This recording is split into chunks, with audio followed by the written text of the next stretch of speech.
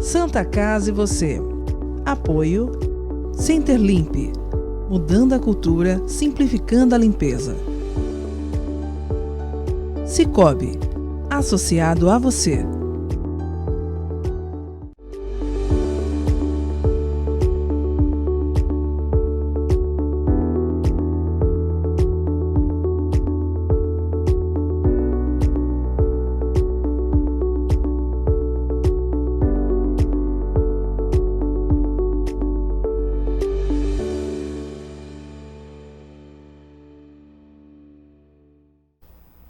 Olá, telespectador, olá, telespectadora, está no ar mais um programa Santa Casa e você. Na edição de hoje, vamos conversar com o cardiologista pediátrico, Dr. Ayrton Bertini, que vai falar a respeito do momento, mais um momento histórico para a medicina da região e para a Santa Casa, realizada a primeira cirurgia pediátrica cardíaca da região. Um momento, como eu já falei, histórico, um marco na nossa medicina, e a gente vai saber de todos os detalhes a respeito dessa cirurgia com o Dr. Ayrton Bertini. Doutor, muito obrigado pela presença, bem-vindo ao programa. Guto, prazer, estamos aqui à disposição, obrigado. Falei no começo do programa, um momento histórico, podemos considerar como um momento histórico a primeira cirurgia cardíaca pediátrica da nossa região e na nossa Santa Casa. Ah, sem dúvida, né? Você realizar uma cirurgia cardíaca de uma criança hoje que exige uma complexidade alta. Eu acho que é um ganho para a Santa Casa e um ganho para a região, né? É uma cirurgia que praticamente a gente fica confinado em São Paulo, né? Não seja um grande centro. Então é realmente aí um marco aí na cidade. Essa paciente, quanto tempo de idade? É uma paciente recém-nascida praticamente. Conta um pouquinho da história dela. Essa criança é uma gemelar, né? A irmãzinha não tinha nenhum problema cardíaco e essa criança, por ser prematura, ela possuía um defeito que é um conduto que normalmente existe durante a gestação, que liga a aorta com o tronco pulmonar, e após o nascimento esse conduto ele é atrofiado, ele é colabado. Pelo fato da prematuridade, ele não tem esse poder de colabamento. Então, esse conduto acaba sendo deletério para a criança, porque acaba levando um quadro que a gente chama de insuficiência cardíaca e insuficiência respiratória e que, se não é ocluído, essa criança ela vai a óbito em questões de semana. Por isso que, normalmente, nós operamos numa fase bem precoce, ou seja, logo após o nascimento, quando ele começa a trazer repercussão. Por isso que essa criança, que tinha 1,7 kg, era necessário o fechamento aí desse canal arterial. Então é um procedimento que é uma luta contra o tempo, ele não pode esperar. Não, ele não pode ser esperado. A repercussão hemodinâmica dele é muito precoce. Então essa criança, em algumas semanas, ela começa a evoluir um quadro de insuficiência cardíaca, seguido de óbito e falência cardíaca. Então a intervenção tem que ser logo na fase neonatal. E a gente que é leigo, a gente estuda um pouco. Geralmente, as gestações gemelares, os prematuros. Eles são prematuros. A grande parte. E já em função disso, essa cardiopatia ela é uma questão comum em gestações gemelares, esse problema cardíaco? Na verdade, ele é comum em prematuro, não que todos os prematuros terão. Okay? Mas ele é muito mais comum em prematuro, porque aquilo que eu falei, ele perde a capacidade de ocluir esse vaso ao nascimento, né? Normalmente uma criança a termo, ela nasce, ela já começa a respirar, em 48 horas esse conduto ele colaba, ele fecha. O prematuro ele não tem tanto poder disso, então ele acaba perdendo esse poder de fechar esse canal arterial. Então, os prematuros sempre é investigado a presença de canal arterial, né? Que ele não acaba ocluindo espontaneamente. E não é um problema genético, né? Você estava me explicando. Não há relação. Na verdade, as cardiopatias congênitas, né? As doenças que a criança ela nasce, ela desenvolve logo nas primeiras 8 semanas de gestação. O coração, nas primeiras 8 semanas, ele já está totalmente formado. Então, por algum problema embriológico, que não é relacionado a pai, não é relacionado à mãe, isso não é uma coisa genética, ele tem um mau desenvolvimento de alguma estrutura intracardíaca, ok? Então, o pai pode ter algum problema, a mãe pode ter problema cardíaco, mas não se relaciona a má formação congênita. A má formação congênita é devido à mãe. ou alguma síndrome que a criança desenvolve, por exemplo, a síndrome de Down, né? 30% das crianças com síndrome de Down pode vir a ter problema cardíaco, mas é a única associação. Isso é um problema estrutural intracardíaco da criança. Ou seja, ela não vai herdar isso ou do pai ou da mãe. Esse tipo de cardiopatia não se a cardiopatia congênita ela não se herda dos pais. E esse tipo de problema, ele não é possível de ser descoberto durante o pré-natal?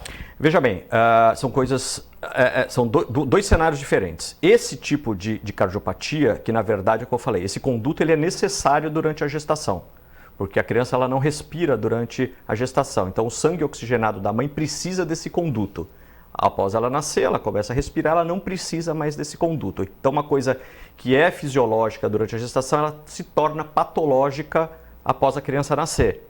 Então se ela não fechou, a gente precisa fechar, porque vai levar muito sangue para o pulmão. Agora, existem as cardiopatias que a criança ela tem essa estrutura mal formada e ela nasce e ela precisa ser operada, muitas vezes logo após o nascimento. Então nós temos dois cenários um pouquinho diferentes. E essa cardiopatia, então, ela foi descoberta no parto? Não, essa cardiopatia, essa criança nasceu, ela foi para a UTI neonatal pela prematuridade, né? E aí, é um protocolo, né? É um protocolo por causa do baixo peso. E essa criança, ela acabou evoluindo, diferente da irmã, ela acabou evoluindo com um quadro de falência respiratória. E durante a investigação, os pediatras descobriram que esse canal arterial estava aberto, ele permaneceu aberto, diferente da irmã, que fechou espontaneamente, né? A partir do momento, necessitou a intervenção pelo fato de ela poderá evoluir muito mal nas próximas semanas. Então, descoberta essa situação, os pais são comunicados, a equipe faz essa comunicação e você ainda não tinha entrado na história, né? Não. A partir do momento que ele é identificado pela equipe de pediatria, né, eles já comunicam com a mãe alguma coisa, já é conversado e nós somos acionados, né? A partir do momento que a gente é acionado, a rotina que nós temos de equipe é sim, chamar os pais, explicar o que é o problema, né? Ficar bem claro o que é o problema, o que esse problema naturalmente, como ele vai evoluir se não se fizer nada, né? Que é óbito em algumas semanas, que é um problema curativo, que ele vai ser resolvido, que tem uma porcentagem X de complicação, uma porcentagem X de óbito. Então, é explicado muito claro isso para os pais, né? Mas é claro que a gente dá um conforto, explica que isso aí, o objetivo é salvar a vida da criança. E a gente deixa muito à disposição, qualquer dúvida, hoje gera muitas dúvidas, né? Você procura no Google lá, então você cria um leque de perguntas. Então, a gente deixa muito claro, inclusive nesse primeiro contato, a gente deixa, no segundo contato, que é um pouquinho antes da cirurgia, tirar todas as dúvidas. Então, isso é bem explicado, as coisas são muito bem claras. E esse quadro exposto para os pais, qual é o passo seguinte, já que é uma luta contra o tempo?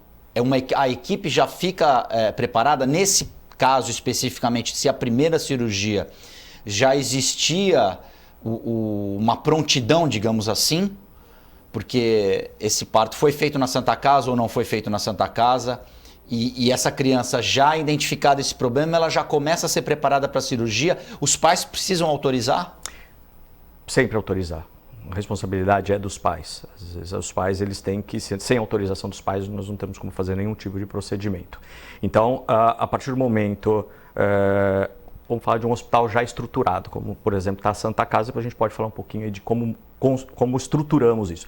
O hospital está estruturado, existe um serviço já estabelecido de cirurgia cardíaca pediátrica. A partir do momento que nós somos acionados, é explicado toda a parte técnica para os pais, todos os riscos de óbito, todas as porcentagens. Isso tem que ficar muito claro. A partir do momento, os pais concordam, vai ser feito, os pediatras dão um aval que a criança está bem, não tem nenhuma infecção, está estável, nós marcamos o dia da cirurgia, nesse caso, nos próximos dias. Isso é acionado já ao centro cirúrgico com horário e data marcada, né? Aí a nossa equipe vem no dia, junto com a equipe de anestesia do hospital, enfermagem, e esse procedimento ele é realizado no centro cirúrgico. E a partir do momento que a criança realizou a cirurgia, ela retorna para a UTI pediátrica onde ela está. E aí, a partir do momento dali, é feito todo o pós-operatório, com acompanhamento de enfermagem, de cardiologista pediátrico. Então, assim, você vê que é uma estrutura complexa, Não dá, por exemplo, você querer fazer um tipo de procedimento desse num hospital que não tem uma estrutura montada para isso. E especificamente essa paciente é uma menina que teve também uma irmã gêmea menina? Isso, são gemelares, duas meninas. 2 meses ela tem de vida? Ela nasceu por ser prematura, ela fica lá ganhando peso e nesse período o canal arterial ele não estava trazendo repercussão nas primeiras semanas, mas agora, quando ela chegou próximo de 1 mês e meio, começou a repercutir, porque começou a ir mais sangue para o pulmão. Então, a partir desse momento é que foi discutido a existência do canal arterial e a necessidade da oclusão dele. Então, ela nasceu com 7 meses? Ela nasceu próximo disso. Então, ela realizou essa cirurgia com 9 meses, que seria o tempo que ela calcular, estaria nascendo, Exatamente. Apesar que assim, hoje é muito comum, Hoje a minha experiência é muito claro. 30%, 40% hoje das crianças que operam são na fase neonatal, ou seja, abaixo de 28 dias. Isso é cada vez mais comum, porque você acaba tendo um resultado muito melhor. Quanto antes se fizer essa intervenção... Quanto mais precoce, melhora o resultado, melhora a mortalidade, melhora a chance de complicação. E qual é o índice de êxito numa cirurgia como essa? Nesse tipo de cardiopatia, a maioria das vezes 100%. É risco bem mais baixo. Dentro das cardiopatias, é uma que tem um risco um pouco mais baixo. Nós vamos fazer um pequeno intervalo. No segundo bloco, o Dr. Ayrton vai contar como foi o procedimento, qual foi a técnica usada, a Santa Casa, e você volta em instantes.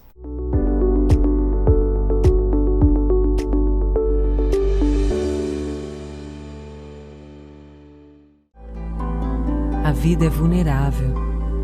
Por isso protegemos uns aos outros. Proteger é nosso instinto. A vida precisa de cuidados. Cuidados que começam na infância.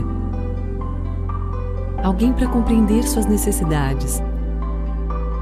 Para te apoiar mesmo quando o desafio é grande. Todos precisamos de auxílio em algum momento. Alguém para trazer conforto e demonstrar comprometimento com você a qualquer hora ou lugar. Air Liquide Healthcare. Protegemos vidas vulneráveis. O Plano Santa Casa Saúde abre mais uma unidade de atendimento laboratorial exclusiva para beneficiários do Plano Executivo e Preferencial. Pensando no bem-estar e conforto dos clientes, a nova unidade fica na Avenida Conselheiro Nébias 592 e conta com exames de coleta laboratorial, estacionamento grátis e sem necessidade de agendamento prévio para a realização de exames de sangue. Funciona de segunda a sábado, das 7 às 13 horas. Plano Santa Casa Saúde, sempre perto, cuidando de você.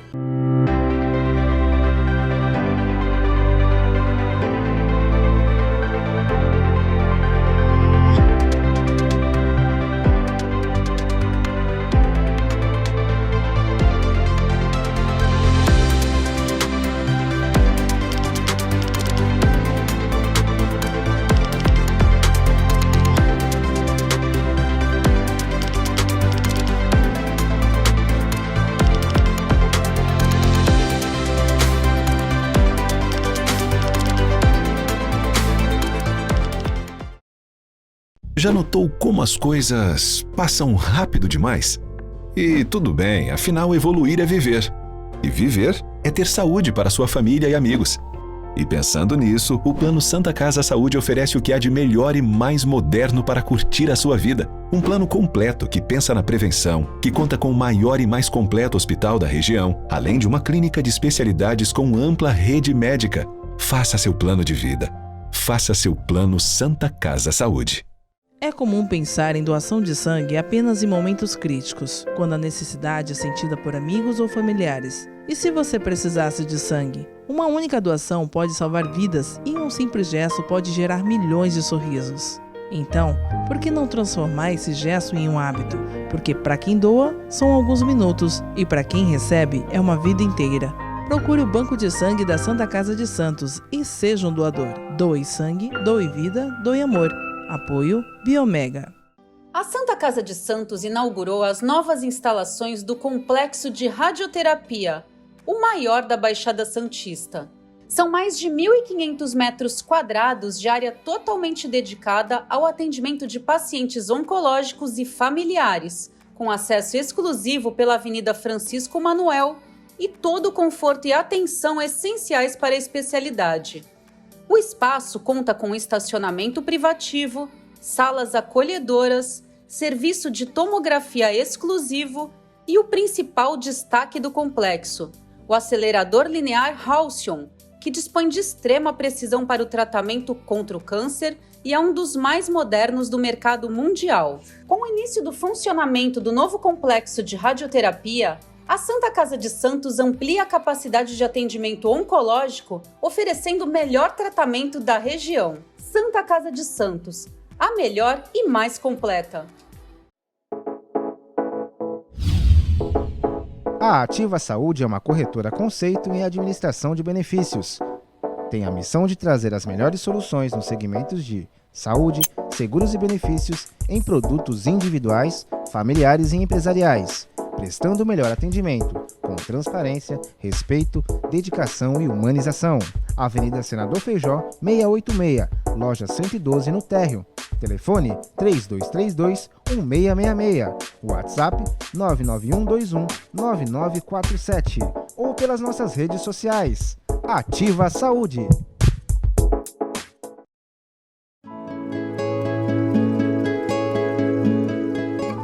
A Crismed Comercial Hospitalar orgulha-se de ser considerada uma referência no ramo médico hospitalar, atuando há mais de 20 anos no mercado, com comprometimento, competência e excelência no atendimento aos clientes. Crismed, compromisso com a saúde. Rua São Paulo, número 13, Vila Belmiro, Santos. Acesse o site www.crismed.com.br. O luto é um momento delicado na vida de qualquer pessoa. Nós, da Santa Casa de Santos, sabemos bem disso. Nosso serviço de luto conta com estrutura totalmente renovada e agora mais completa do que nunca. Planos de cremação com os preços mais justos da Baixada e pagamento facilitado. Serviço de luto e cremação da Santa Casa de Santos. Cuidado, acolhimento e carinho quando você mais precisa.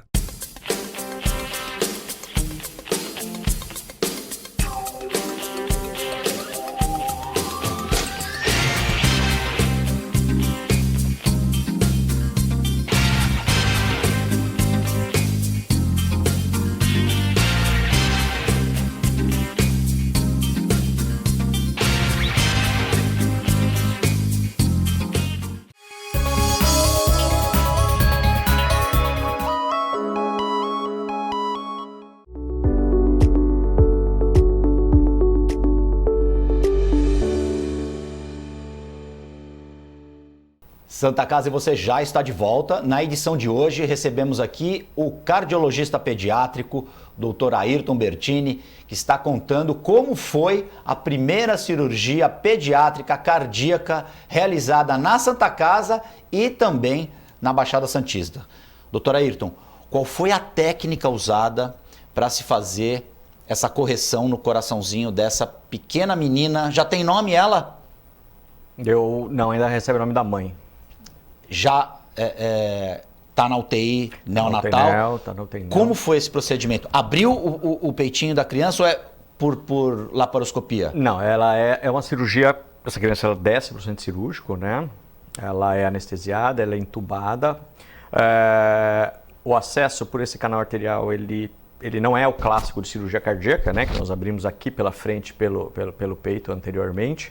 A aorta, por estar mais para trás, próximo da coluna, o acesso é o tórax, é do lado esquerdo, né? Onde é feita uma incisão atrás do tórax.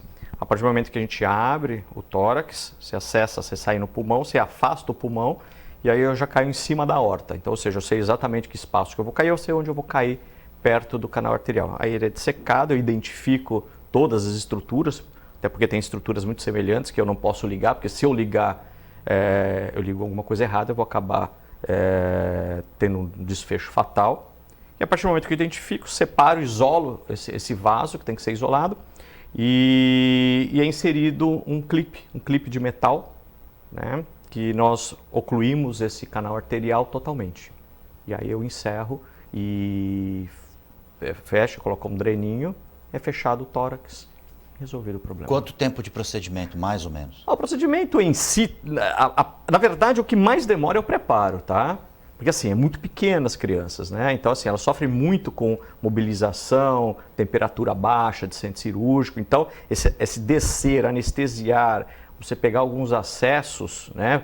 O posicionamento é uma coisa demorada. O tempo principal entre abertura e fechamento do tórax, 1 hora mais ou menos. E como é que é? Lógico, você tem uma larga experiência, mas como é que é operar uma criança muito pequena, né? Uma coisa é você operar um adulto ou um adolescente, quer dizer, já está desenvolvido, ele já está grande, digamos assim, grosseiramente falando. Sim.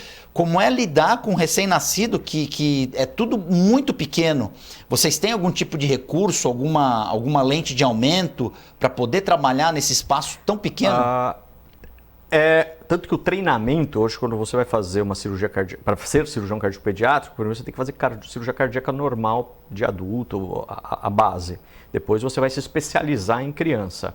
Então, por quê? É uma estrutura muito menor, instrumental é menor, as estruturas são um pouquinho diferentes e bem menores. Sim, a gente tem que usar uma lupa de aumento, que aumenta aí uma média de 4,5 vezes o tamanho, para você ter um acesso, enxergar melhor as estruturas.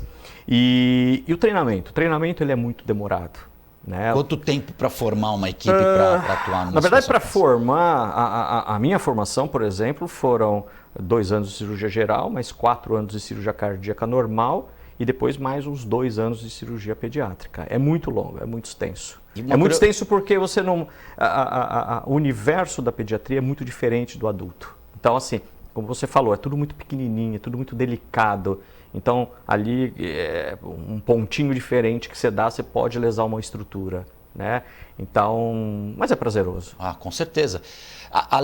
Continuando nesse aspecto, todos os órgãos dessa menina já estavam formados? Porque você também tem algum tipo de dificuldade em trabalhar com algumas partes do corpo que ainda estão em formação? Você tem que ter um cuidado a mais em função disso ou não? Não, na verdade são cuidados, como eu falei para você, a gente tem que afastar o pulmão, então afastar um pouquinho a mais, a criança não ventila adequadamente, né? Então, até que eu falo, a gente tem que ter mão bem leve, né? Mão pequena, só que eu tenho mão pequena, então assim, até para você conseguir, né, segurar, afastar as coisas, mas precisa sim, você tem que ter um pouco mais de delicadeza, porque muitas vezes não é, os órgãos todos já estão são anatomicamente formados, mas muitos funcionalmente ainda não funcionam adequadamente, vão começar a funcionar com maturidade a partir do 3º, 4º mês de vida. Tá? Então, você opera uma criança recém-nascida, o rim não funciona ainda direito, ele não tem a maturidade, o pulmão não tem a maturidade, o cérebro ainda não tem a maturidade. Então, um erro ali,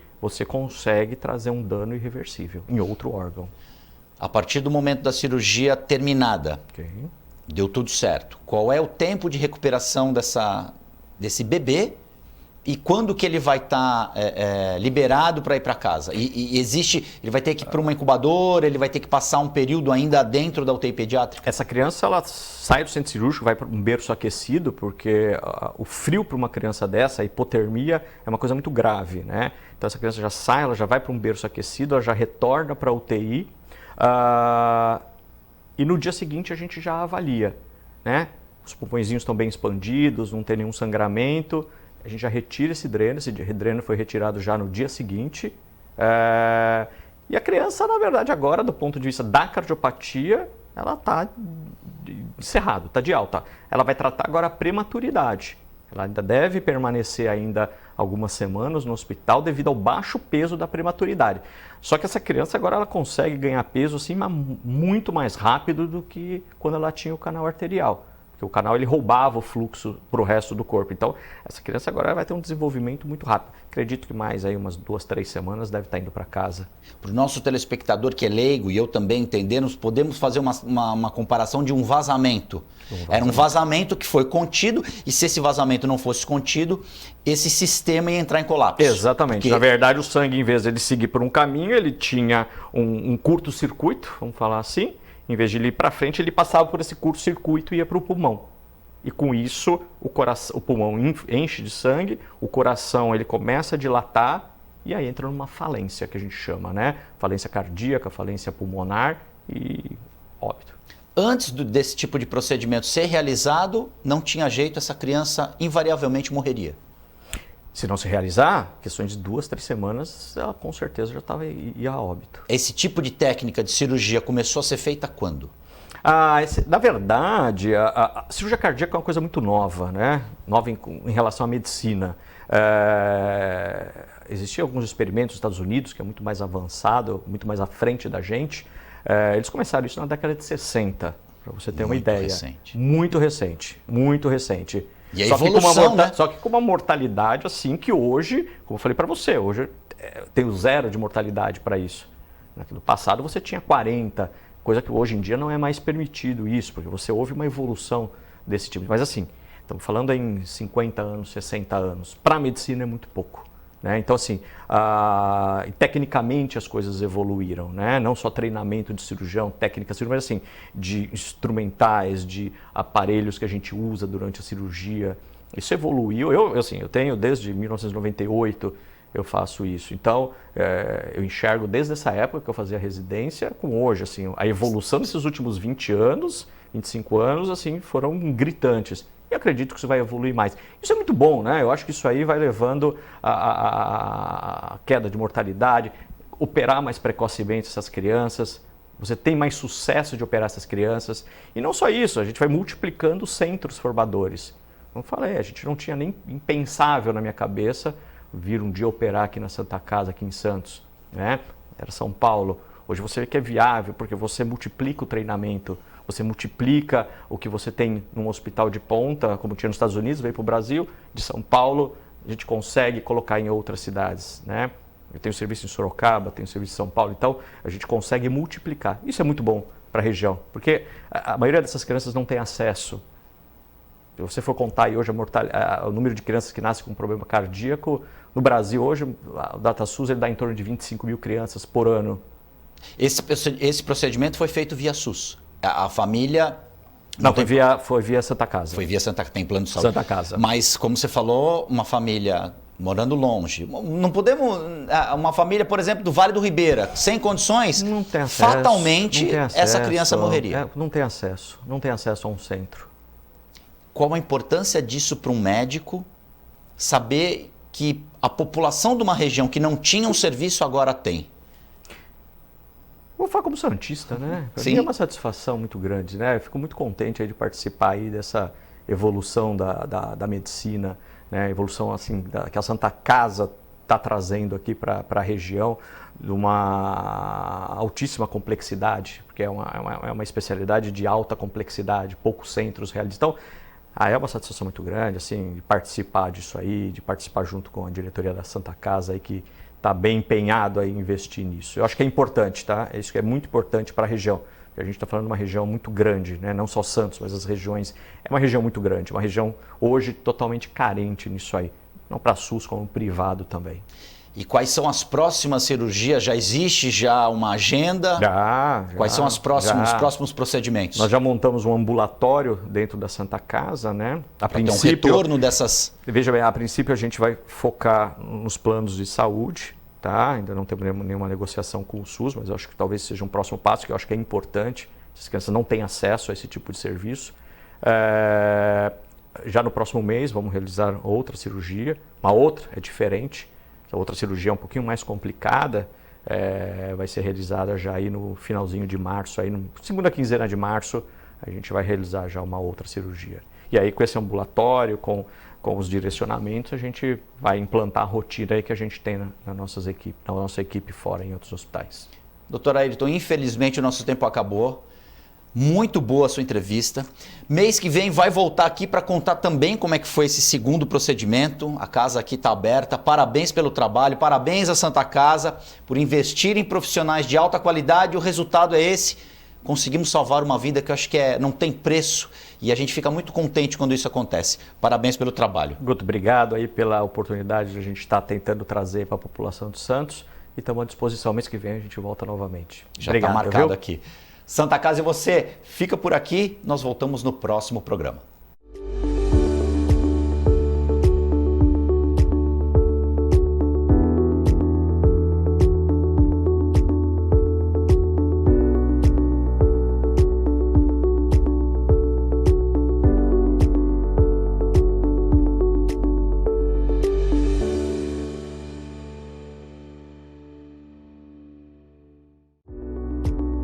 Santa Casa e você. Apoio Centerlimp, mudando a cultura, simplificando a limpeza. Sicoob, associado a você.